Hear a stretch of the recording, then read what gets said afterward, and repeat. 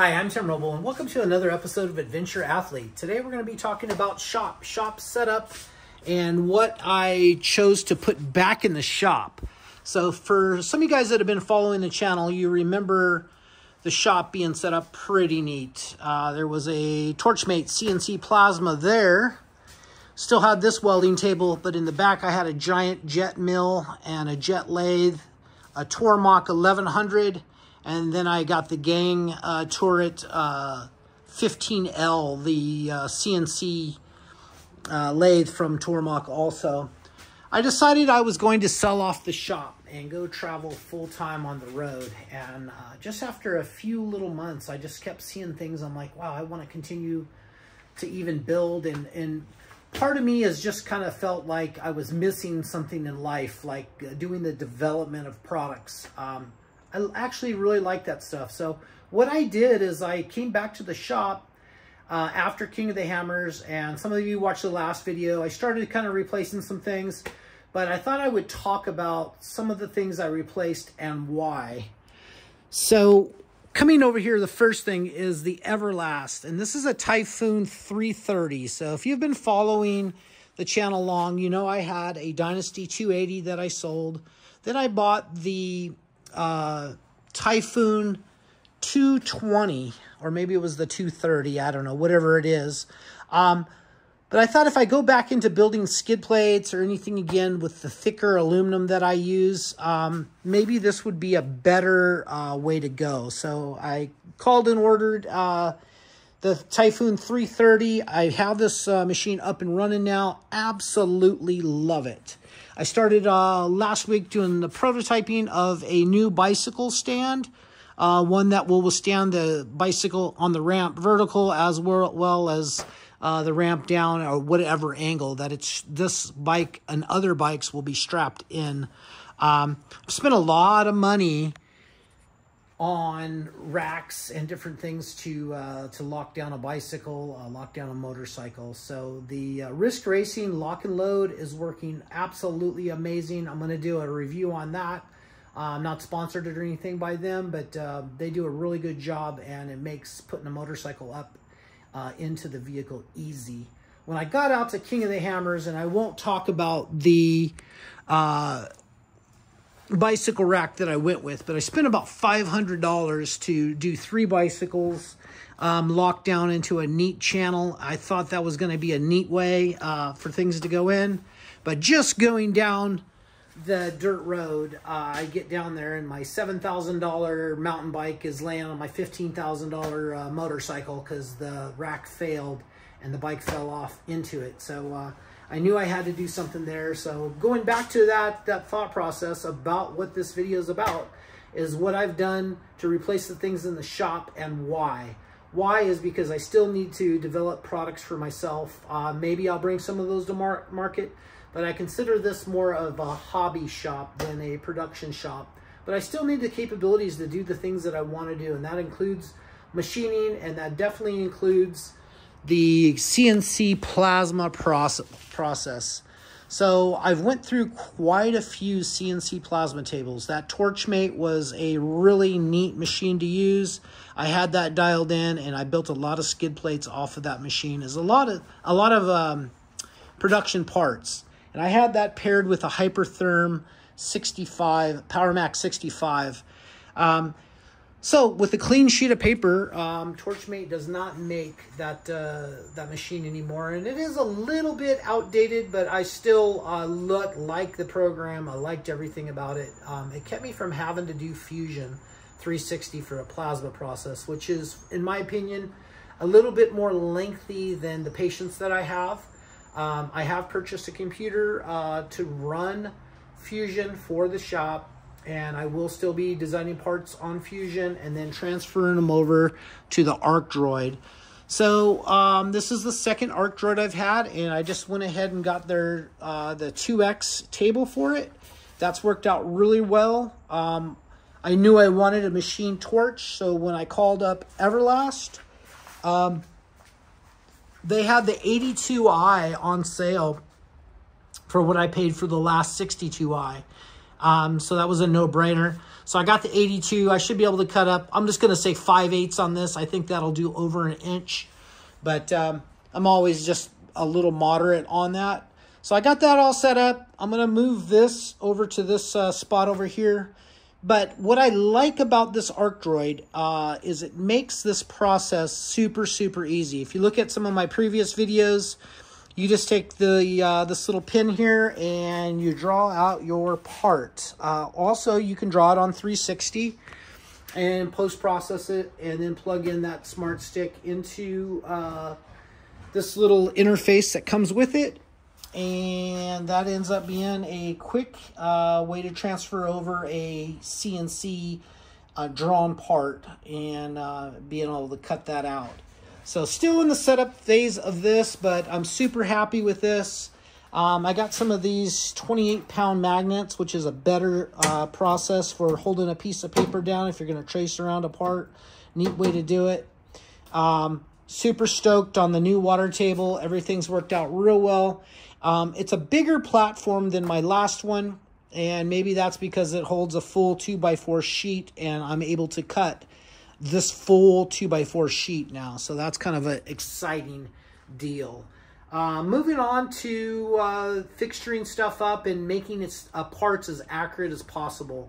I had a tab and slot 1/4 inch thick table.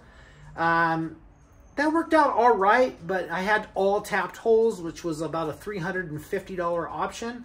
And I kind of figured I like the just the normal 5/8 holes here. And it makes it really nice. These come off of Amazon. They're from Northern Tool, I believe. Amazon was a good deal on getting them here with free shipping. So this table here is about 200 bucks. And then I just cut my own wood to make the shelf, but it comes with that. And then I put wheels on it.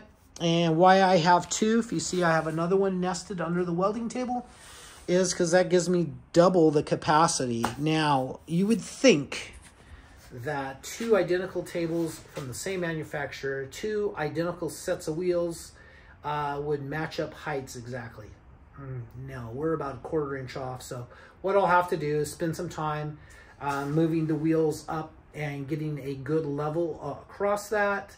And once that's set, then I'll lock everything down with the lock nuts, and then I should have a good flat level surface. Is it going to be as good as a solid table? No, but it will give me the ability to either do a 2x8 run, or it'll give me the ability to do a that would be a 3x4 run. So whatever I want to build up and fixture will be a little bit easier solution just with that. And they come with all the little clamps, all the cool little stuff that you need, all the tooling for it. Now, they're not the highest of quality, but these little aluminum clamps right here I use all the time. And they do a really good job of holding things in place while you're tacking things up and even final welding. I've had great luck with that little table. And for 200 bucks, that's a no-brainer. Going back to needing something to do bushings. I do a lot of bushings from time to time when I'm fabbing. I bought this little V-Vor off of their website because that was the cheapest. Amazon also happens to have these. And I will say that I cannot recommend that you buy this unit. I think what I'm going to do is put this for sale and get the Grizzly unit that's just a little bit more expensive than this.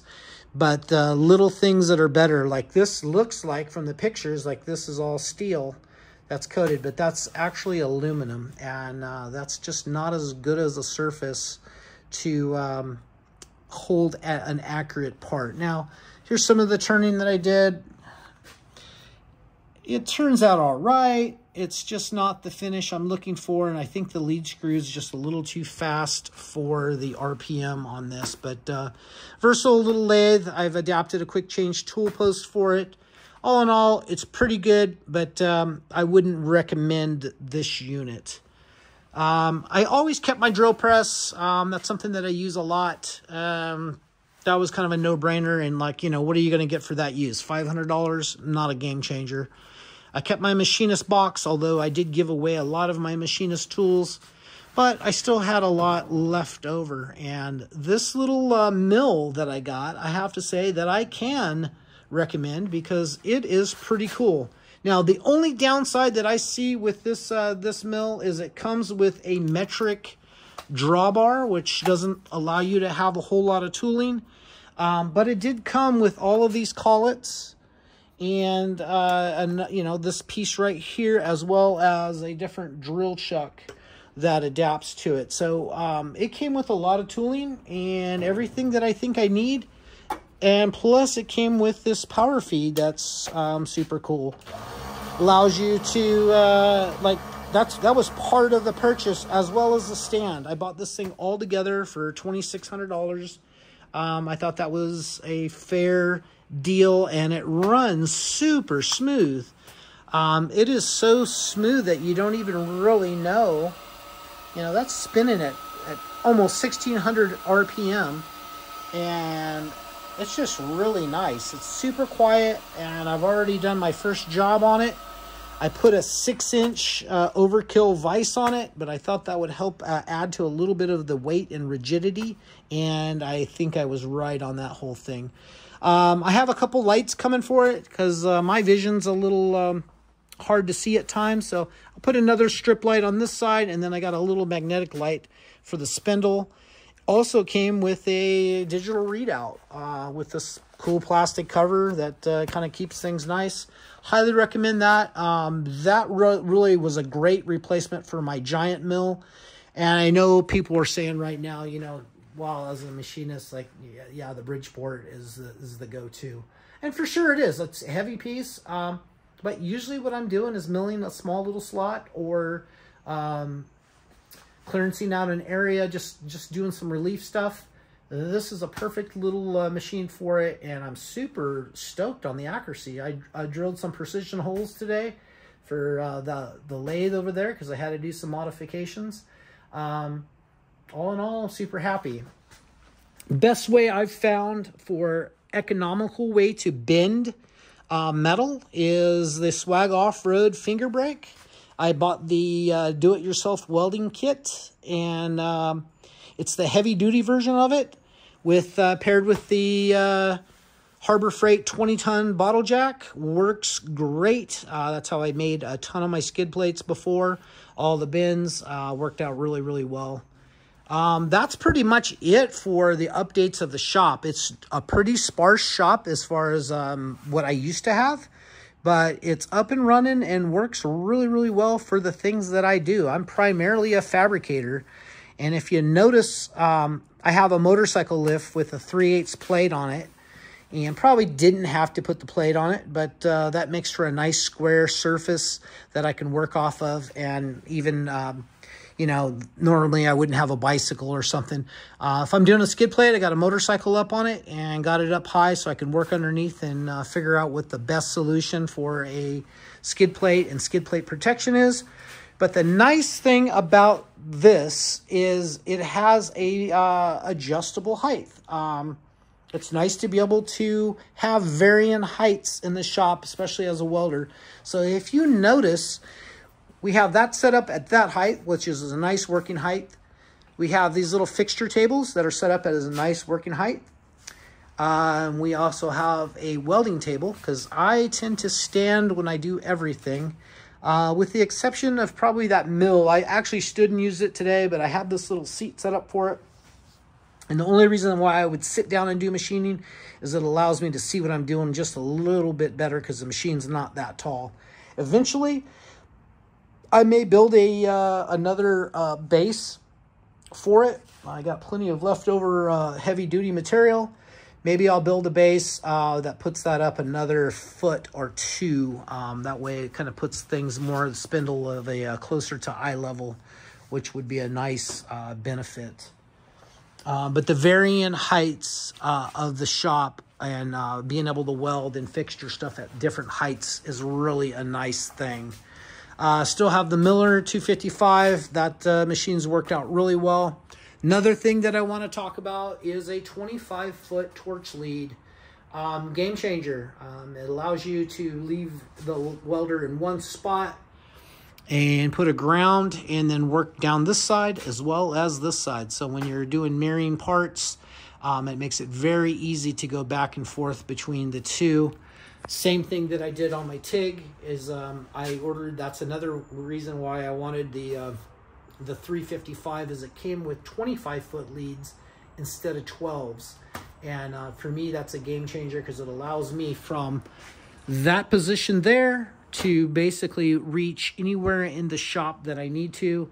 Across the table here, I have a wireless pedal that I haven't even hooked up for it yet, but that's a really nice welder, and unbelievable the control I have with that and the ability to do DC pulse in different waveforms and shapes. It's still over my head, but I can see it. Definitely there's a need for it when you're doing delicate stuff. That's going to be it for now. Questions and comments.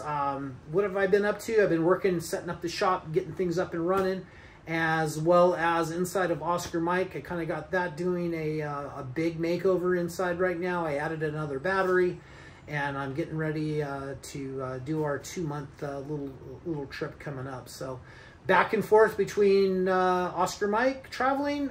The adventure truck is sold. That will be delivered sometime in May. I'm super stoked about that. And then that allows me to finish the Humvee at just a recreational pace as I see fit. I really don't need that as a daily driver, so it's going to be nice just to have a free, clear schedule to go do cool things. Questions and comments, you want to hit me up down below. If you haven't liked and subscribed, please do. I appreciate each and every one of you guys. Thank you guys so much for watching. I'm Tim Roble, and I'll catch you here next time.